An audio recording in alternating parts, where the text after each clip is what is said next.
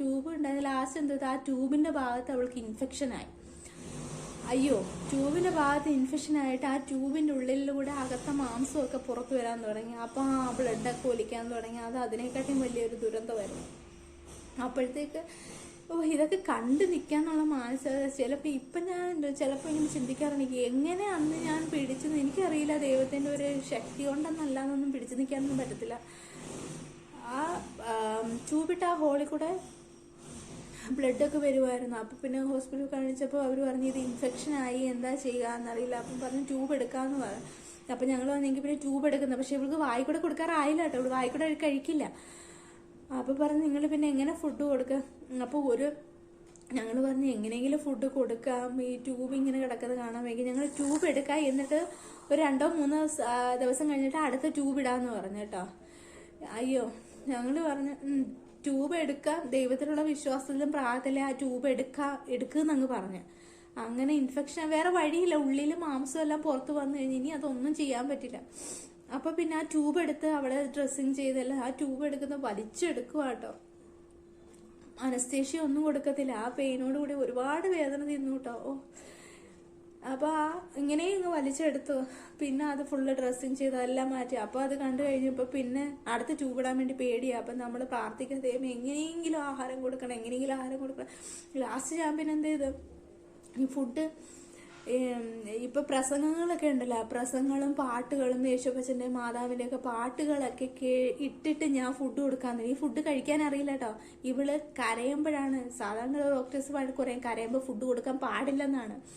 പക്ഷെ ഇന്ന് വരെ ഞാൻ അവൾക്ക് ഫുഡ് കൊടുക്കുന്ന, കരയുമ്പോൾ ഫുഡ് കൊടുക്കുന്ന കേട്ടോ. അതൊരിക്കലും എൻ്റെ കഴിവാണെന്ന് ഞാൻ പറയില്ല. ഞാൻ എപ്പോഴും ഫോണിൽ ദൈവത്തിൻ്റെ മാതാവിൻ്റെ പാട്ട്, പ്രസംഗങ്ങൾ, ബൈബിൾ റീഡിംഗ് ഉണ്ടല്ലോ, ബൈബിൾ റീഡിംഗ് ഒക്കെ എടുത്ത് ഫോണിൽ ഓണാക്കി വെച്ചിട്ടാട്ടോ ഇവർക്ക് ഫുഡ് കൊടുക്കുന്നത്. അല്ലാതെ എനിക്ക് ഒരു ധൈര്യമില്ല കേട്ടോ അങ്ങനെ ഫുഡ് കൊടുക്കാൻ വേണ്ടിയിട്ട്.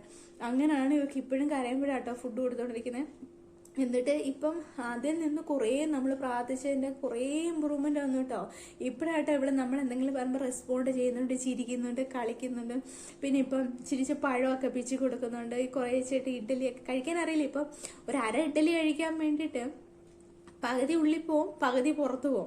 അത് കഴിക്കാൻ 1.5 മണിക്കൂറോളം എടുക്കും കേട്ടോ. എന്നാലും കുറേശ്ശെ ട്രൈ ചെയ്ത് കൊടുക്കുന്നുണ്ട് കേട്ടോ. ഒരുപാട് എൻ്റെ മോള് ഇപ്പം ഇത്ര ഹാപ്പി ആയിട്ടിരിക്കുന്ന ഒരിക്കലും എൻ്റെ കഴിവാന്ന് ഞാൻ പറയാം. ദൈവത്തിന് കടാക്ഷം. ഇവൾക്ക് വേണ്ടി പ്രാർത്ഥിക്കാൻ ഒരുപാട് പേരുണ്ട് കേട്ടോ. നമ്മുടെ കസിൻ ആണെങ്കിലും റിലേറ്റീവ്സ് ആണെങ്കിലും എല്ലാവരും കൂടെ പ്രാർത്ഥിച്ചാട്ടോ ദൈവം തന്ന നിധിയെ പോലെ ഇവള് ഇപ്പോഴും ഹാപ്പി ആയിട്ടിരിക്കുന്ന ഒരിക്കലും ഞങ്ങളുടെ മിടുക്കാണെന്ന് ഒരിക്കലും പറയല കേട്ടോ. അത്രയ്ക്ക് ഒരുപാട് കഷ്ടത്തിലൂടെ കടന്നുപോയിട്ടാട്ടോ എൻ്റെ കുഞ്ഞ് ഇപ്പോഴും ഹാപ്പി ആയിട്ടിരിക്കുന്നത്.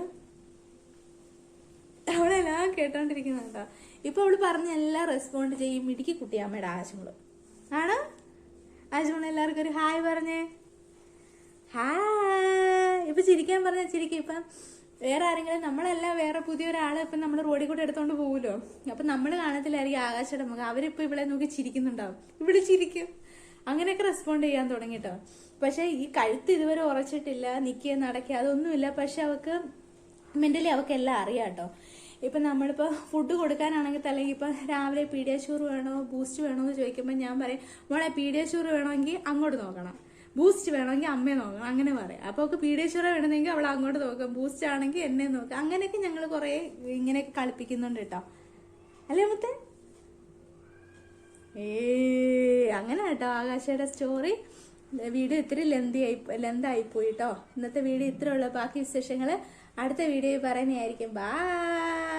ഇതിപ്പോൾ മോടെ വിശേഷങ്ങൾ എന്താണെന്ന് ഒരുപാട് പേര് മോക്ക് എന്താ പറ്റിയെന്ന് അറിയാൻ വേണ്ടി ചോദിച്ചുകൊണ്ട് ഇന്നത്തെ വീഡിയോ ഇത്തിരി ലെന്തായി പോയതാട്ടോ.